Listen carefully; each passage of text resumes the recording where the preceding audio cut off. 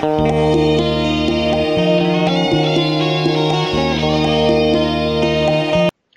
so who do you feel has been controlling the planet? Up until this last part of the 20th century, it was the reptilians who completely controlled everything that our civilization, our religion, our political system, until the Illuminati decided to break away from certain factions. And you were calling this control a positive thing? No, of course not. No control is positive. Mind control is not positive. Any control that takes away free will is not positive. Okay, but originally you talked about the Illuminati being at war with the Dracos, and you're saying the Dracos used to run the planet and they're trying to take it back. And I mean, because where I'm just curious where you're seeing the positive side of the Draco race. I'm not seeing any positive side of them. Okay. I can't see a positive. You know, it's like saying, is there a positive side of the Nazis? You know, it's like it's asking me the same kind of question. Okay, but the factions, a lot of beings out there want to control this planet, not just them.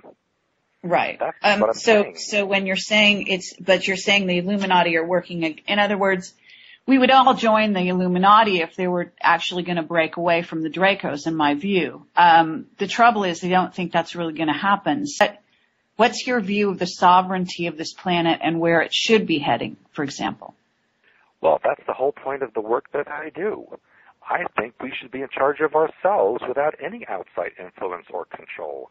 If we were to create the ability to take back our own minds and control our own experiences and remove the oppression or the victimization mentality that's pervasive on this planet, then all of this will not happen. Then we can remove all of these oppressors from our midst. That's what I would like to see. The Earth develop on its own with its own mind pattern and its own connections to the God mind within, and develop independently instead of being attacked and controlled by every force out there that has its own agenda. That's what I would like to see. Okay, well that's very good to hear. What is your view of the stargates and the purpose behind the stargates on the planet? Well, that's, again, a question that needs to be delineated, because the original stargates that were put here a long time ago by alien civilizations were for the agenda of those civilizations. The stargates that have been built by the current powers on the Earth, the Illuminati, have an agenda of control from this point on the Earth to outside of the Earth. You know, as far as a method of traveling, it's an excellent method of travel. However, if that travel is for the purpose of conquering and destroying, then it's not a good purpose. Okay, but my understanding is that the various races that are here are also taking control, in other words, of various stargates, and that there is something of a war over those stargates, over the control of the stargates by various races. Are you aware of that? Well, that's what I had mentioned earlier about the war going on under the ground, where there's actually human beings fighting internal or inner Earth beings for control of such devices. One of them, of course, the biggest location was under Baghdad, and that's one of the main reasons why the U.S. invaded Iraq in 2003. There are stargates everywhere, really, and many of them are created by our own technology. You know, anyone has the ability to transcend themselves at any point. You don't have to wait till 2012. You don't have to be in Sedona. You don't have to do any kind of magic. You have to open up your own mind and connect to the oversoul and God mind within you. Then you can ascend and be, you know, as perfect as you can be.